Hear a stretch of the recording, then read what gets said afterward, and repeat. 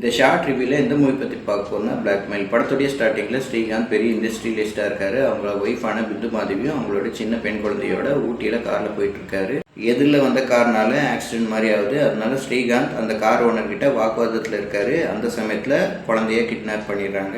அதுக்கப்புறம் ஜி பிரகாஷ் ஸ்டோரியை காட்டுறாங்க. G Prakash medical load driver மாதிரி ஒர்க் பண்ணிட்டு வர்றாரு. அவர் ஓனரான முத்துக்குமார் ஒரு பார்சலை ஒரு இடத்துல போய் கொடுக்க சொல்கிறாரு. ஆனால் அவர் கம்பெனி வண்டியோட அந்த பார்சலையும் தொலைச்சிடுறாரு. அதனால் ஓனரான முத்துக்குமார் ஜி பிரகாஷ் லவரான தேஜஸ்வினியை கிட்னாப் பண்ணி வச்சுக்கிறாரு. பார்சலை திருப்பி கொடுத்தா தான் லவரை திருப்பி அனுப்புவேன் அப்படின்னு சொல்கிறாரு.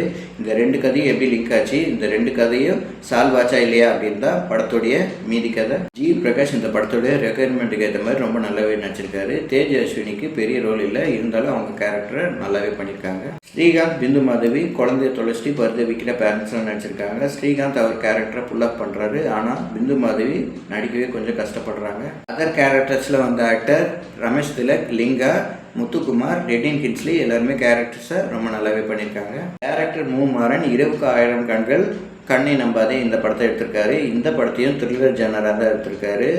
குழந்தை கிட்னாப்பை வச்சு சுவாரஸ்யப்படுத்திக்கலான்னு நடிச்சு எடுத்திருக்காரு. ஆனால் ஒரு கட்டத்துக்கு மேலே சலிப்பு தான் தட்டிச்சு. ஆவரேஜ் வாட்சாக முடியுது இந்த பிளாக்மெயில். இந்த மாதிரி வீடியோ பார்க்கணும் என் சேனல் லைக் பண்ணுங்கள், ஷேர் பண்ணுங்கள், சப்ஸ்கிரைப் பண்ணுங்கள். தேங்க்யூ.